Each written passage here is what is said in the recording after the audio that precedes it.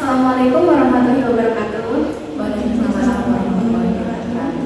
Jadi pada kesempatan kali ini kami berkesempatan untuk mewawancarai Ibu Yuni selaku bendahara di SD Negeri Pakindahan 02. Sebelumnya perkenalkan Ibu, kami mahasiswa Universitas Negeri Semarang jurusan Pendidikan Akuntansi dan semester 6. Kebetulan saya Suci Aningsi, saya Bima Lasmi, saya Purwat Ayunya, saya Desya Sasaki. Ya, pada kesempatan kali ini kami akan memenuhi tugas mata kuliah budgeting atau penganggaran terkait dengan penganggaran yang dilakukan di sekolah. Sekolah yang kami ambil pada kesempatan kali ini yaitu SD Negeri Pakindahan 02. Assalamualaikum warahmatullahi wabarakatuh. Saya Yuni Nurhidayah, guru dari SD Negeri Pakindahan 02 sebagai bendahara BOSP di sekolah ini. Siang ini saya akan izin menyampaikan tentang alur penyusunan RKAS di SD Negeri Pakindahan 02. Mengapa RKAS itu penting? Jadi RKAS itu adalah rencana kegiatan dan anggaran sekolah berupa dokumen perencanaan yang memuat program, kegiatan, dan anggaran sekolah selama 1 tahun.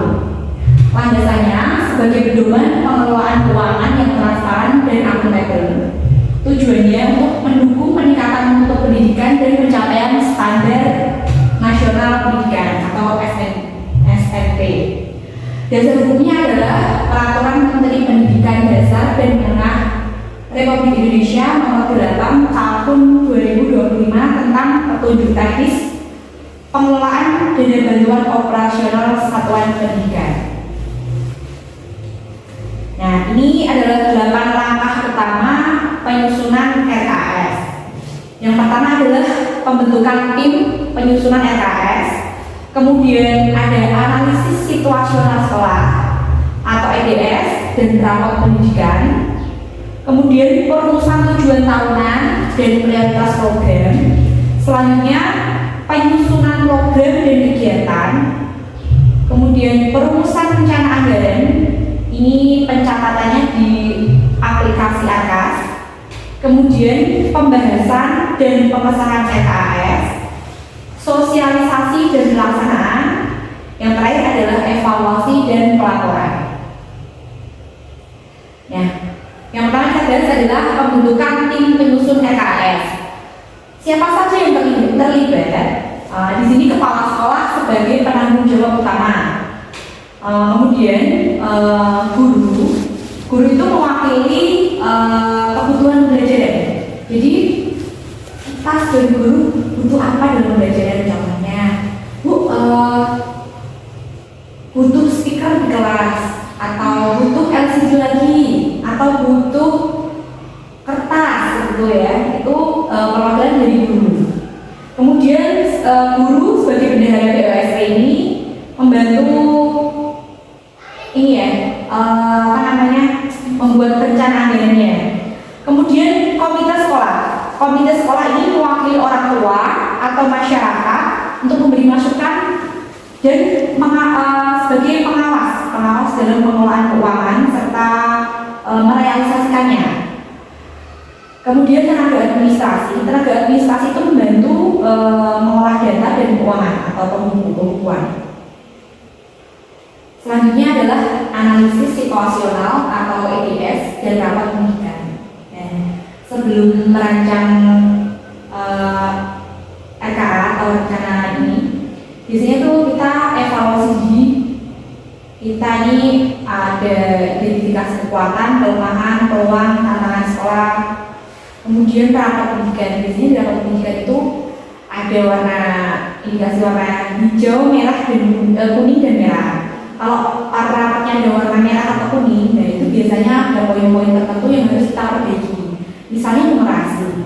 Kok numerasinya kuning? Berarti kita harus numerasi atau literasinya kuning. Kita harus memfasilitasi siswa seperti sumber belajar bacaan, buku, terus media literasi, numerasi seperti itu. Nanti kita mengarahnya ke arah sana. Kemudian tujuannya adalah menemukan kesenjangan antara kondisi real dan standar nasional pendidikan. outputnya nanti proses sekolah yang objektif sebagai dasar perencanaan. Nah ini perumusan tujuan dan prioritas. Merumuskan tujuan yang spesifik, terukur, dapat dicapai, relevan dan berbatas waktu atau SMART berdasarkan hasil EDS dan rapor pendidikan. Prioritas programnya menetapkan program-program utama yang akan difokuskan untuk mencapai tujuan tahunan, khususnya yang terkait dengan peningkatan mutu, pembelajaran, literasi, numerasi, karakter. Kemudian ini ada rincian kegiatan, tujuan kegiatan, indikator keberhasilan, target waktu pelaksanaannya, penanggung jawabnya. Nah, contoh programnya adalah peningkatan potensi guru, terus kegiatannya pelatihan implementasi kurikulum merdeka, kegiatan operasional rutinnya pembelian ATK, pembayaran dede atau jasa. Kemudian ada perumusan rencana anggaran. Ini alokasi dananya ya. Ini estimasi kebutuhannya bisa itu rincian biaya untuk setiap kegiatan. Kemudian sumber dananya, karena sumber dananya ini satu dari bos reguler. Kemudian prioritas penggunaan alokasikan dana untuk kegiatan yang paling berdampak pada pembelajaran. Kemudian wajib ARKAS, catat seluruh rencana dan anggaran dalam aplikasi rencana kegiatan dan anggaran sekolah. Kemudian integrasi, pastikan perencanaan di ARKAS selaras dengan sistem informasi pemerintah daerah. Jadi nanti ada aturan-aturan yang mengatur, misalnya ATK, harga kertas itu tidak lebih dari 50.000 seperti itu. Nah terus kalau prioritas penggunaan, nah ini nanti ada saya kasih diagram ini ya, presentasinya buat apa aja. Nah ini jadi setelah kita punya rancangan, nah kita punya draft, kita bahas dulu di rapat pembahasan draft RKS bersama tim, komite sekolah dan perwakilan orang tua. Nanti kita lakukan diskusi bersama, kemudian lakukan revisi berdasarkan masukan. Biasanya nanti ada masukan dari komite atau dari tim perwakilan orang tua dan guru. Nah kalau sudah kita sepakat, nanti ditandatangani oleh kepala sekolah dan ketua komite. Kemudian kita ikut di ARKAS. Nah nanti kita ajukan pengesahan ke Dinas Pendidikan Kota. Nah setelah kita ajukan ke Dinas Pendidikan, biasanya kalau udah di ACC kita boleh membelanjakan anggaran tersebut. Biasanya kalau BOS itu cairnya per semester, jadi semester 1 dan semester 2. Semester 1 di bulan Januari BOS cair 50%, kemudian yang semester 2 60% sisanya di bulan Juni. Ya. Langkah selanjutnya adalah sosialisasi dan pelaksanaan. Sosialisasi, sampaikan RKS kepada seluruh warga sekolah agar memahami program dan peran masing-masing. Pelaksanaannya, lakukan kegiatan sesuai dengan jadwal dan anggaran yang telah ditetapkan dengan menggunakan prinsip efektivitas, efisiensi, akuntabilitas, dan transparansi dalam setiap penggunaan dana. Kemudian simpan bukti-bukti transaksi dan pelaksanaan kegiatan. Ini juga perlu dokumentasi setiap kegiatan, seperti kalau ada ekstra itu kan menggunakan dengan BOS. Nah, itu kita membayar honor kepada pelatih ekstra itu ada dokumentasi, ada foto, terus transfernya disimpan. Terus ada jasa pengangkutan sampah, jasa pemeliharaan printer, pemeliharaan laptop, itu nanti didokumentasi untuk SPJ. Semuanya harus terdokumentasi. Iya, semua harus terdokumentasi. Karena nanti setiap triwulan 13 kali itu ada namanya asistensi BOS. Jadi kita ada laporan, terus asistensi oleh dinas kota. Seperti itu. Nah ini kalau dalam evaluasi laporan ya per triwulan. Tinjauan progres pelaksanaan EKS ya setiap triwulan itu ada progresnya udah berapa persen dananya digunakan, terus digunakan untuk apa saja, terus SPJ ini bagaimana, sesuai tidak sama SIPD kota seperti itu nanti dievaluasi. Analisis, nah, ini bandingan realisasi dengan rencana, identifikasi, hambatan, dan keberhasilan. Biasanya kalau ada masalah, kenapa ini kok penyerapannya atau realisasinya belum sesuai dengan ini ya? Itu nanti biasanya ada kenapa ada dinas itu datang ke sekolah, kenapa kok belum dibelanjakan, ada masalah apa gitu. Kemudian pelaporan, sampaikan laporan penggunaan dana dan progres kegiatan kepada dinas pendidikan. Tidak lanjut, hasil evaluasi menjadi dasar untuk perbaikan dan penyusunan RKS di tahun berikutnya. Nah ini di SD Tampilan Nomor 2 ini ada presentasi penggunaan anggaran. Kelihatan ya. Ini yang kuning ini barang dan jasa, ini 74,60%. Barang dan jasa itu banyak. Misalnya ATK, terus barang habis pakai ya, ATK, kebersihan, alat listrik, kemudian obat-obatan, UKS, kesehatan, iya itu maksudnya kebersihan. Terus ada jasa pemeliharaan laptop, jasa pemeliharaan printer, kemudian jasa angkut sampah, beli apa namanya tangganan air, belen, kemudian banyak lagi beli bendera, bol-bol seperti itu ya. Terus yang model mesin itu seperti laptop, LCD, CCTV, athletic kits. Model aset ini ada 10% ya.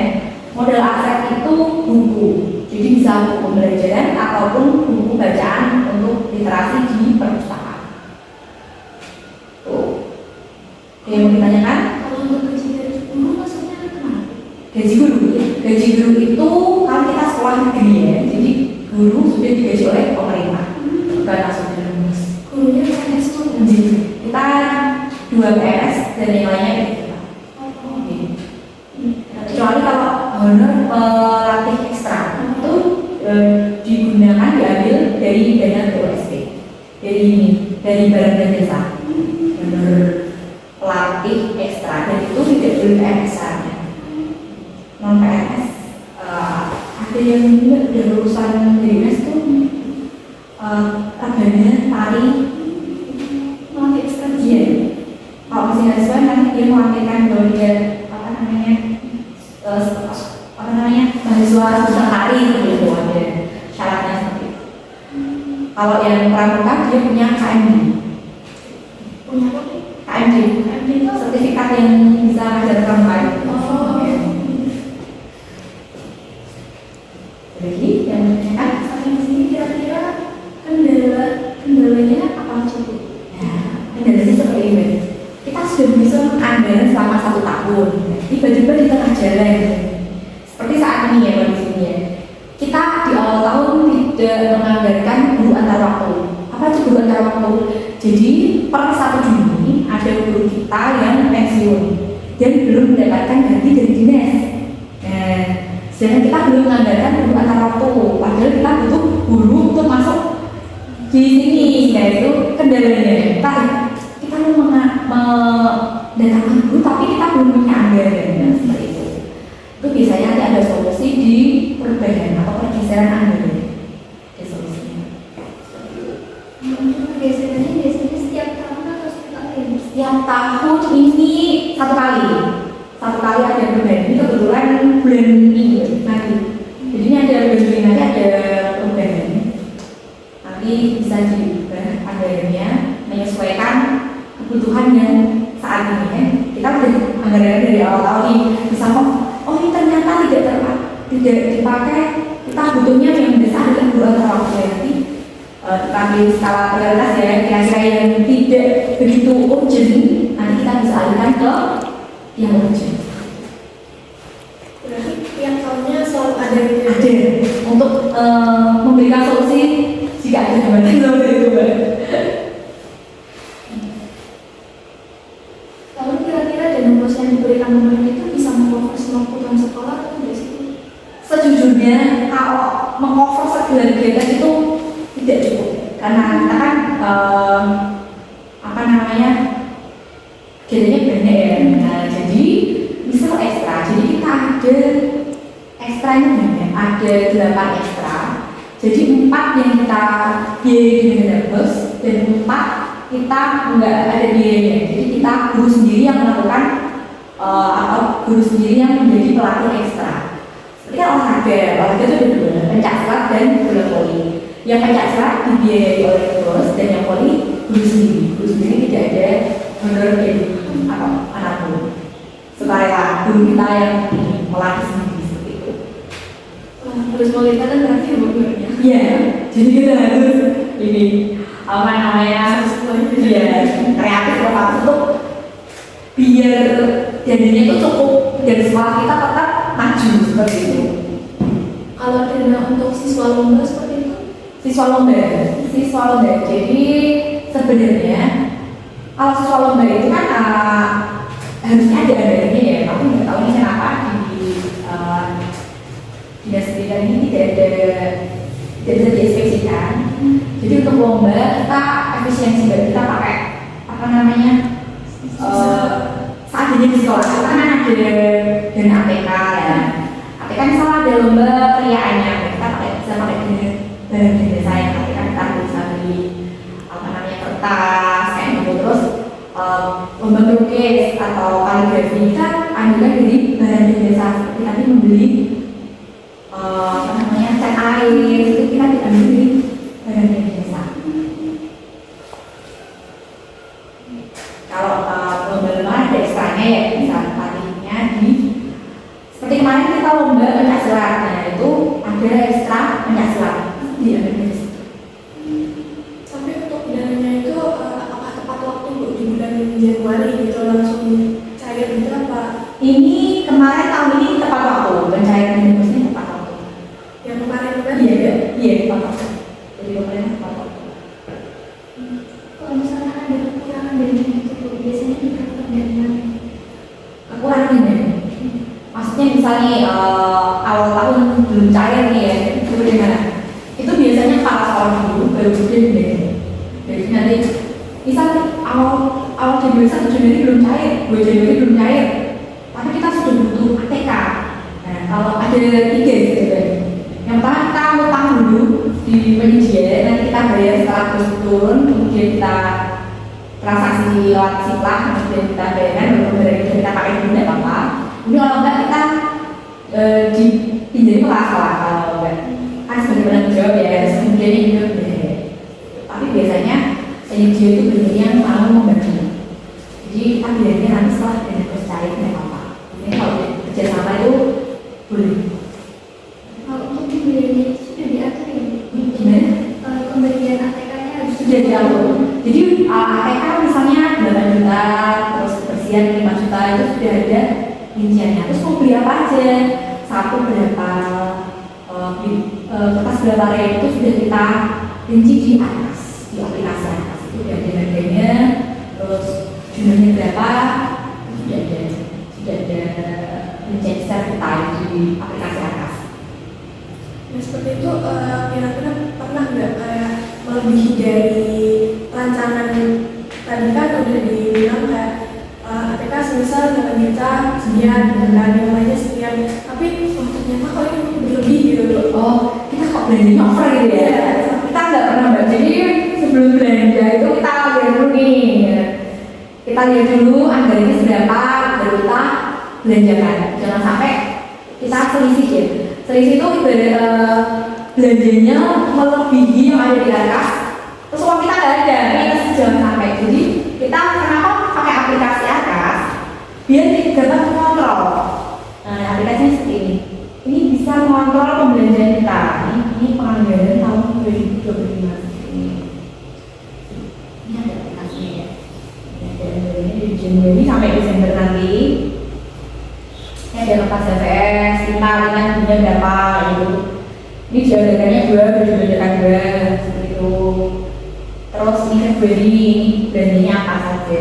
Jadi misalnya Mbak, kalau aplikasi Arkas itu, misal saya menganggarkan bendera di bulan Agustus, kok aku Juni beli bendera itu nggak boleh, harus sesuai dengan bulan yang dipilih. Misalnya bulan Agustus ya nanti boleh belinya di bulan Agustus atau lebihnya. Langganan bulanan itu ada koran, air, sampah. Terus di aplikasi Arkas ini ada penata usaha. Apa itu penata usaha? Jadi kita kalau mau belanja, kita isi dulu. Contohnya ini kemarin pemeliharaan gapura, ini kita isi dulu. Jadi nanti dana yang tersedia ini itu bakalan sama dengan saldo kita. Kan kita sudah menentukan semua ya, jadi sama. Ini ada pembukuannya ya, pembukuannya di Arkas. Ini beli alat kebersihan, kemudian ini beli 972, ini beli ATK, ini bayar pelatih pencaksilat, yang ini pelatih drum band pasti ya. Bulan Mei ini benar sedikit, maka dana itu bulan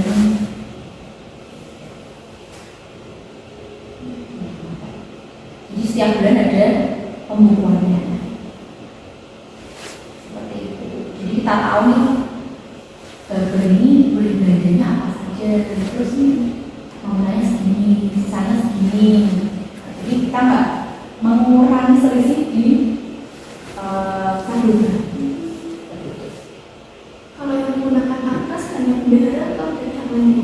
Arkas bendera. Hanya bendera ya. Untuk kepala sekolah sendiri bisa mengakses Arkas sendiri? Bisa.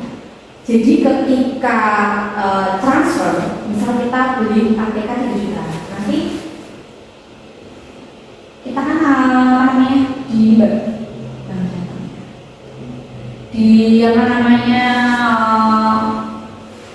di bank jateng itu kita kan transfer sendiri nih. Itu kepala sekolah sebagai checker. Jadi operator bendera input beli ATK 3 juta, nanti kepala sekolah yang ngasih dulu, dicek SKTP, kemudian eksekutor ke bendera. Ada 3 tahapan dalam transfer. Ini akun operator, terus akun kepala sekolah, kemudian akun eksekutor. Jadi ada tiga kali ya, untuk mengecek ini benar atau belum belanjanya. Jadi yang pertama cek kepala sekolah, yang ketiga itu eksekutor bendera. Seperti itu. Waktu penginputan di Arkas sendiri itu terdapat kendala itu nggak Bu? Kayak umur atau apa ya? Kebetulan aplikasi Arkas ini selalu update ya. Jadi sudah langsung connect dengan Arkas apa ya? Arkas pusat kayaknya. Arkas biasa lah pokoknya udah connect, jadi nggak ada benar sih kalau di Arkas. Sudah bagus sekarang aplikasinya. Kalau awal-awal dulu mungkin tahun 2021 atau 2022 itu mungkin ada sini. Sekarang dengan cara aplikasi. Ya, Mungkin sudah cukup. demikian ini pemaparan alur cerita penyusunan RKS di Sipatulah 2. Bila ada kesalahan atau yang dilakukan, saya mohon maaf. Saya akhiri. Wassalamualaikum warahmatullahi wabarakatuh. Pada bagian ini, kami menyajikan tampilan dari aplikasi Arkas. Arkas sendiri merupakan salah satu aplikasi yang digunakan oleh sekolah dalam memanajemen penggunaan dana BOS secara digital. Pada bagian yang kami tunjukkan, terdapat rekapan RKAS BOSP reguler yang telah digunakan per tahun 2023, 2024, hingga 2025. di SD Negeri Pakintelan 02 untuk Arkas sendiri dipegang dan juga dikelola oleh bendahara sekolah, yaitu Ibu Yuni SPD. Selanjutnya adalah tampilan dari aplikasi Arkas di menu penata usahaan. Menu penata usahaan merupakan salah satu menu yang berisi PKU atau buku kas umum POSP reguler tahun 2025. Pada menu ini, sekolah wajib melaporkan dan juga melampirkan penggunaan dana di tahun periode tersebut. Di sini terlihat bahwa SD Negeri Pakintelan 02 telah melakukan pelaporan penggunaan dana untuk periode Januari, Februari, Maret hingga April tahun 2025. Sedangkan untuk periode Mei 2025 masih dalam tahap pelaksanaan sehingga belum dilaporkan di aplikasi Arkas.